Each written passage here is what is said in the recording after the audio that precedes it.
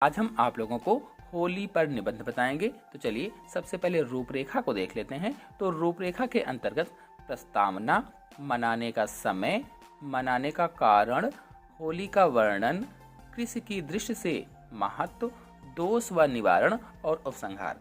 चलिए सबसे पहले प्रस्तावना को समझ लेते हैं। तो मनुष्य एक सामाजिक प्राणी है और प्राचीन काल से ही मानव उत्सवों और त्योहारों का प्रेमी रहा है। यानी मनुष्य जो है वो त्योहारों का प्रेमी रहा है और हमारे देश में समय समय पर किसी न किसी त्योहार का आयोजन होता ही रहता है। बता दें कि हिंदुओं के मुख्यतः 4 प्रमुख त्योहार होते हैं। रक्षाबंधन, दशहरा, दीपावली, होली। 4 प्रमुख बड़े त्योहार होते हैं और इनमें से सबसे बड़ा होली का त्योहार है, जो आपस में मित्रता का भाव उत्पन्न करता है। आते हैं नेक्स्ट हेडिंग, मनाने के समय पर। तो होली का त्योहार फागुन महीने की पूर्णमासी को मनाया जाता है। इस समय वसंत ऋतु का मौसम होता है। होली का प्रारंभ वसंत पंचमी से हो जाता है। यह हिंदुओं का सबसे बड़ा त्योहार है जो 1 महीने तक चलता है और इस महीने में होली के गीत व फाग गाए जाते हैं। सरसों फूली झूम के, भंवरे गाए गान, टेसू रागों में रंगे, चले काम के बान, प्रकृति नई दुल्हन बनी, हुई रंगोली खेत, भीगी मीठी बैर से, उड़े पगडंडी के रेत। चलिए आते हैं मनाने का कारण पर। इस उत्सव को मनाने के संबंध में बहुत सारे मत हैं, अलग अलग लोग कथाएं बताते हैं। तो एक नास्तिक राजा हिरण्यकश्यप था। उसने अपने ईश्वर भक्त पुत्र प्रहलाद को ईश्वर से विमुख करने के लिए अनेक कष्ट दिए। यानी वो चाहता था कि प्रहलाद ईश्वर का भक्त न बने, वो उसकी पूजा करे। अपनी बहन होलिका से उसने कहा कि तुम प्रहलाद को गोदी में लेकर अग्नि में बैठ जाओ। और होलिका को वरदान मिला हुआ था कि वह आग में जलेगी नहीं, इसलिए ऐसा कहा गया। लेकिन इसका उल्टा हो गया, पुत्र प्रहलाद तो बच गया और होलिका जल गई। इसीलिए हर साल होलिका का पुतला दहन किया जाता है। फिर दूसरी कथा है कि होली के संबंध में ये भी कहा जाता है कि भगवान शंकर ने अपने तीसरे नेत्र को खोलकर कामदेव को जला दिया था, इसीलिए होलिका दहन होता है। अन्य कथाओं के माने तो श्री कृष्ण ने इस दिन पूतना का वध किया था, इसीलिए होली मनाई जाती है। प्राचीन काल में यह त्योहार सामूहिक यज्ञ के रूप में मनाया जाता था, जिसमें अन्न की आहुति देकर देवताओं को खुश किया जाता था।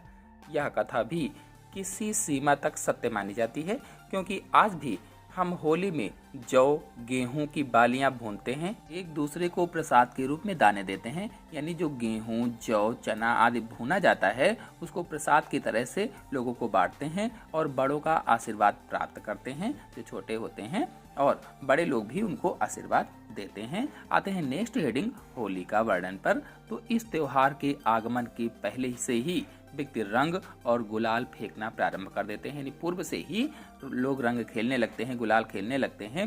प्रत्येक घर में नाना प्रकार के पकवान और मिठाइयाँ बनाई जाती हैं। सभी व्यक्ति बड़े सुंदर ढंग से मित्र भाव से होली खेलते हैं, मधुर गीत गाते हैं और आपस में रंग तथा गुलाल लगाते हैं।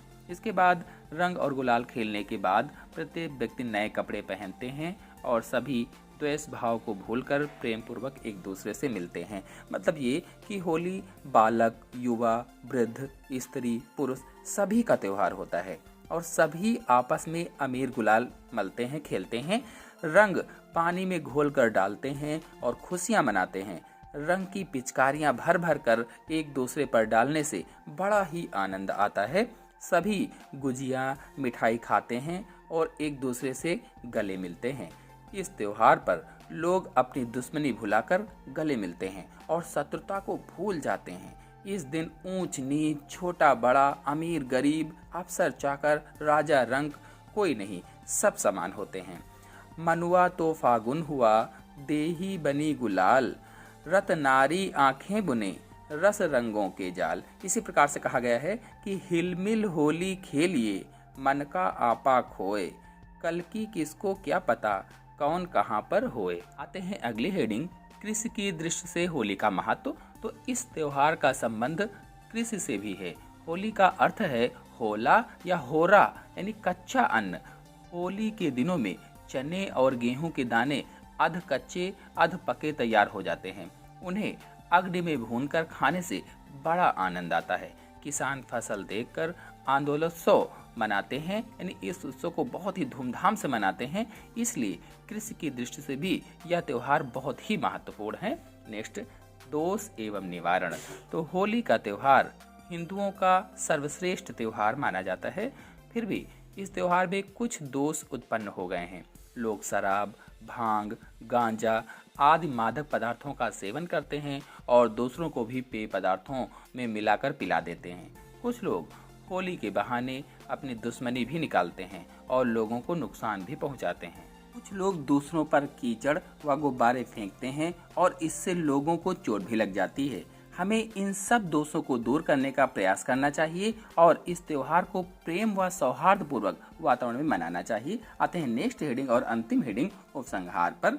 तो हमारा कर्तव्य है कि हमें त्योहारों का वास्तविक उद्देश्य समझकर आपस में प्रेम भावनाओं के साथ त्योहार मनाना चाहिए। नाना प्रकार की कुरीतियों एवं दोषों का त्याग करके त्योहारों को उचित सम्मान देना चाहिए तथा सामाजिकता का आदर्श स्थापित करना चाहिए, क्योंकि व्यक्ति समाज से ही है नागरिकता का पाठ सीखता है। यानी कहने का मतलब ये है कि हम सबका प्रमुख कर्तव्य है कि हम होली के अवसर पर गंदी चीज़ों का प्रयोग ना करें, छोड़ दें, गंदे गानों पर रोक लगा दें, मादक द्रव्यों पर रोक लगा दें, इनका प्रयोग ना करें, जिससे इस त्योहार का दोष अथवा कलंक मिट जाए। तो आप सभी लोगों को इसी के साथ में होली की हार्दिक शुभकामनाएं। हैप्पी होली।